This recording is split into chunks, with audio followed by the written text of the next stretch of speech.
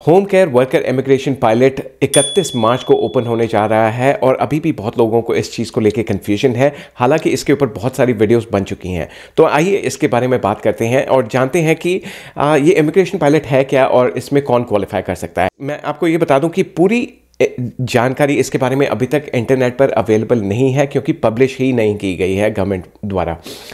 जैसे ही इंफॉर्मेशन आ जाती है तो एक और वीडियो मैं बनाऊंगा जिसमें आप पूरी क्लैरिटी ले सकते हैं कि इस प्रोग्राम में कौन कौन एलिजिबल होगा। लेकिन जितनी इंफॉर्मेशन है वो मैं आपको अभी बता देता हूं। इसमें दो कैटेगरीज हैं, एक है होम चाइल्ड केयर प्रोवाइडर और एक है home support worker. Child care provider यानी कि बच्चों की केयर करना, और होम सपोर्ट वर्कर वो आ जाता है एल्डरली केयर में, यानी कि आप किसी बुजुर्ग की केयर कर रहे हैं। अगर किसी के माता पिता हैं जिनको ज़रूरत है केयर की, they can hire a care giver for their parents. इसमें आइए देखते हैं कि रिक्वायरमेंट्स क्या है। इसमें दो कैटेगरीज इन्होंने बताया है कि एक होगी गेनिंग एक्सपीरियंस कैटेगरी और एक है direct to permanent residence. Gaining experience में ये है कि लास्ट 3 इयर्स में वो देखेंगे कि आपका एक्सपीरियंस है या नहीं है।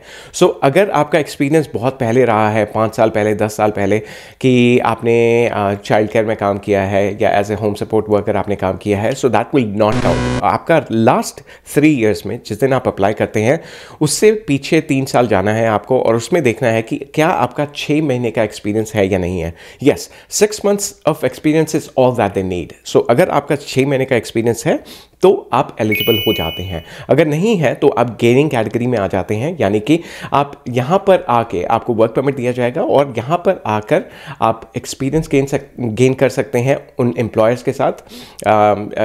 उन एम्प्लॉयर्स भी हो सकता है, मल्टीपल एम्प्लॉयर्स भी आपको स्पॉन्सर कर सकते हैं, लेकिन एक एम्प्लॉयर जो है वो आपको एक्सपीरियंस अगर दे देते हैं 6 महीने का, then you will be eligible for permanent residency. अगर आपके पास ऑलरेडी एक्सपीरियंस है पिछले 3 सालों के अंदर 6 महीने का कम से कम, तो आप डायरेक्ट परमानेंट रेजिडेंसी के लिए एलिजिबल हो जाते हैं।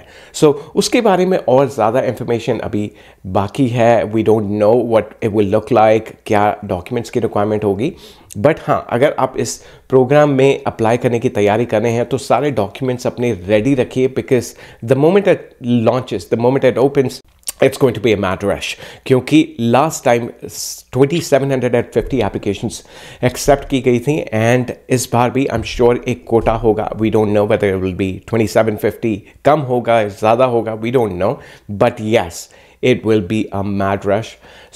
प्लीज़ अपनी एप्लीकेशंस रेडी रखिए। अगर आपको एप्लीकेशन लगवाने में कोई मदद चाहिए तो you can call us on the number mention below. We will be more than happy to do this. हमारा अभी तक इसमें 100% सक्सेस रेट रहा है, and we hope to maintain this success rate ऊपर वाले की दुआ से। Yeah, as I said, if you need any help, feel free to call us on the number mentioned below. Thank you for watching.